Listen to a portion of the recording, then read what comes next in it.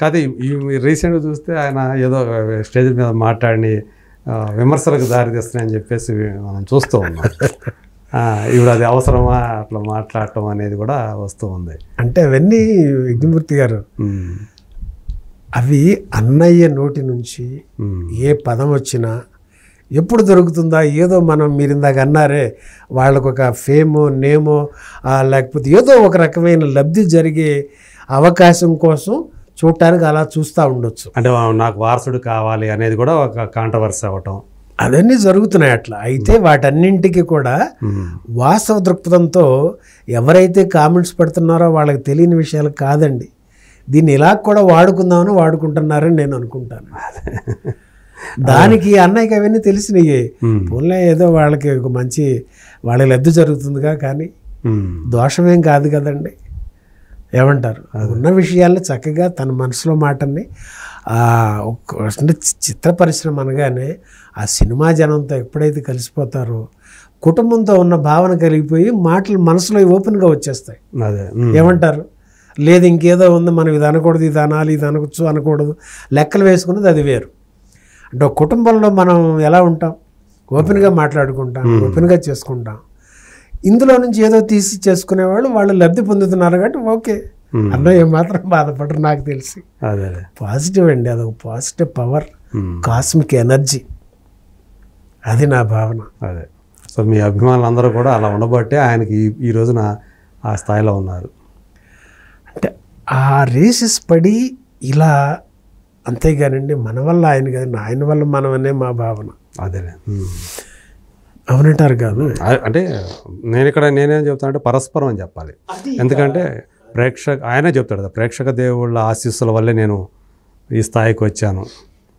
అంటే ఆయన ఒక 25 ఏళ్ల క్రితం ఎలా ఉండేవాడు, ఇప్పుడు అలాగే ఉంటున్నాడు అని మనం చెప్పుకుంటాం కదా.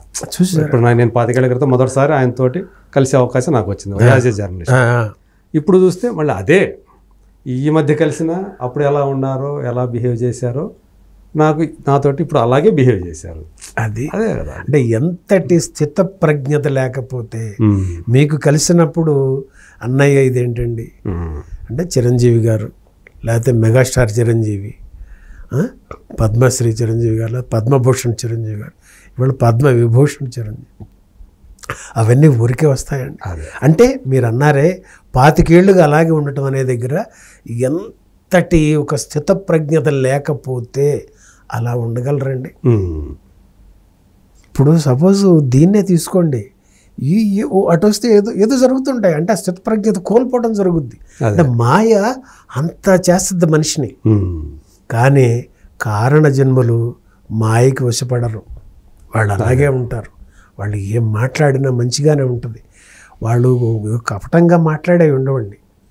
కుటుంబంలో హాయిగా ఆనందంగా షేర్ చేసుకుంటే దాన్ని ఎవరంటాం, వాళ్ళని తప్పు పట్టేది లేదు ఇక్కడ.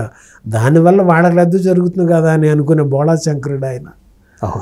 ఆ చేసిన వాళ్ళకు కూడా తెలుసు, అన్నయ్య ఏమనర్లే మనం పెట్టుకుందామని అనుకుంటారు అని నా భావన. అదే.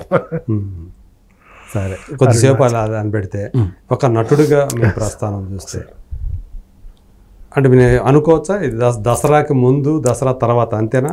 చాలా కరెక్ట్గా చెప్పారు మీరు, చాలా కరెక్ట్గా చెప్పారు. ఆ కనకయ్య క్యారెక్టర్ అవునండి, అదే ఎక్కువ మంది మిమ్మల్ని అవును అందరూ గుర్తుపట్టేలా చేసింది. అది అవును, Yagnamurthy silk bar owner, sarpanch కంటే ఎక్కువ ఇక్కడ. అది నాని చెప్తాడు కదా, నాని గారి వాయిస్. అవునండి, చాలా కరెక్ట్గా అనాలిసిస్ ఇచ్చారు మీరు, కరెక్ట్ మాట చెప్పారు. అదే, అవునండి. శ్రీకాంత్ ఓదెలి గారు ఆయన అంటే నేను అనుకోవడం మీ ఆహారం ఏదైతే ఉందో ఆ మేసం, బుర్ర మేసం అంటాం కొంచెం, గడ్డం కరెక్ట్గా ఎలాంటి పాత్రలు ఈయనకిస్తే బాగుంటుంది, అలాంటి పాత్రలు మీకు. అది ఇక్కడ మనం శ్రీకాంత్ ఓదెలి గారి గురించి అంటే మీరు అన్నారు కాబట్టి చెప్పుకోవాలి. నా ఆపోజిట్ సర్పంచ్ క్యారెక్టర్ చూసారా? అవును, సముద్రఖని సాయి కుమార్ గారి ఫాదర్గా చేసిన ఆయన ఒక పౌరాణిక క్యారెక్టర్, అది పేరు కరెక్ట్గా సర్పంచ్ అనే మేము అన్నాం, పేరు నాకు కనుక ఆయన పెట్టారు. ఆయనండి పౌరాణికలో దిట్ట, మహా విద్వాంసుడు ఆయన, అందులో బాగా పేరున్న వ్యక్తి. సరే, ఈ తెలుగు అంటే చెప్పగలరు డైలాగ్, అది తెలంగాణ మాండలేకం చెప్పాలి, కానీ ఆయన ఆహార్యం, ఆ గంభీరం, ఆ ఒక విగ్రహం చూడగానే డైరెక్టర్ శ్రీకాంత్ వదిలి గారు 6 మాసాలు ప్రతిరోజు ఆయనకి ట్రైనింగ్ ఇప్పిస్తూనే ఉన్నారు. ఇంకా చెప్పాలి, ఆ ఫ్రెండ్స్లో ఒక అతను బాగా ఫ్యాటీ బాడీ ఉంటుంది, బబ్లీగా, మహమ్మడిన్ క్యారెక్టర్ ఏదో చేసినట్టున్నాడు. అతను చనిపోవటం ఏదో ఉంటుంది, చాలా లావుగుంటాడు కుర్రాడు. అతనైతే సంవత్సరం నుంచి ఉన్నాడంటండి. ఆర్టిస్ట్గా ట్రై చేసిన కుర్రాడు కాదు అతను. ఎక్కడో ఈయన జర్నీలో ఎదురుపడ్డారంట. పడితే అతనితో నువ్వు వేషం చేస్తావని నాకు తెలియదండి అనంట. నువ్వు వస్తావా, మేము తీసుకెళ్దామనంటే అప్పుడు ఇంట్లో చెప్పుకొని తీసుకొచ్చారంట. ఇక్కడ సంవత్సరం పాటు ఆఫీసులోనే ఉన్నాడండి. అతనికి ట్రైన్ చేసుకుంటా అట్లాగే నా కాంబినేషన్ ఆర్టిస్ట్గా ఆయనకి 6 మాసాలుగా. నాకు ఎట్లా అయితే ఎంతంటే నన్ను నెలకొకసారి అట్లా పిలిచేవాడు. ఫస్ట్ నాకు మన క్యాస్టింగ్ గంగాధర్ అని ఉంటాడు, ఎంజీఆర్, తను నన్ను తీసుకెళ్ళారు అక్కడికి. వెళ్ళినప్పుడు అప్పటికి నేను నారప్ప చేయటం, మన నరసింహనంది గారి వీడియోస్ అయినా చూసారా, ఆ లజ్జా మూవీ తమిళ్ డబ్బింగ్ది, అవన్నీ చూపించడం జరిగినాయి. దాంతో సరే అని నాకు డిపార్ట్మెంట్లో ఉంటారు కదా, ఇంకా ఒక 10 మంది వరకు ఉంటారండి. ఈ క్యాస్టింగ్ చూసే డైరెక్టర్కి ఆయన ఒక డైలాగ్ ఇచ్చారు, అది చెప్పమన్నారు, వచ్చేసాం, అయిపోయింది. అంటే వాళ్ళు షూటింగ్ చేసుకుంటారుగా. వచ్చిన ఒక వారం రోజులకి మళ్ళీ పిలిచారు. మళ్ళీ వెళ్ళాక ఒక 4 డైలాగులు ఇచ్చారు, అది చెప్పా. మళ్ళీ వచ్చేసా. మళ్ళీ ఒక వారం బాగా పిలిచాక ఒక సీన్ ఇచ్చారు, ఆ సీన్ చూసుకొని చెప్పా. మళ్ళీ ఒక వారం బాగా పిలిచారు. 4 సీన్లు, ఇది అని చెప్పి అప్పుడు ఆ కాంబినేషన్ ఆర్టిస్ట్ని అప్పుడు పరిచయం చేసి మా ఇద్దరితో, అతనికి ఆ స్లాంగ్ అలవాటు అవ్వడం కోసం నన్ను అప్పుడప్పుడు నా షూటింగ్ లేని సందర్భంలో వచ్చి కొంచెం ఆయనతో మీరు చేయండి అంటే అక్కడికి వెళ్ళటం, కలర్స్ కాంబినేషన్లో అట్లాగే ఆయనకి ట్రైనింగ్ ఇస్తూ.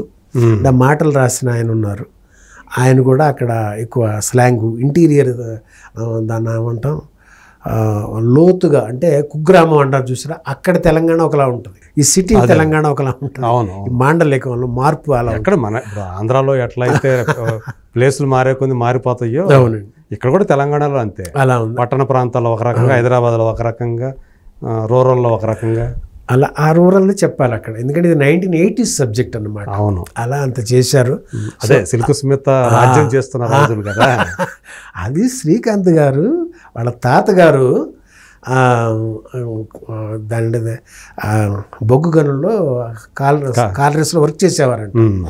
అది చేస్తున్న సందర్భంలో తాతగారికి అది ఇబ్బంది అయితే, కళ్ళు అప్పుడు మరి సాంప్రదాయం కదా వాళ్ళకి, ఆరోగ్యాలకు కూడా అది ఏమైనా ఉపయోగిస్తారు.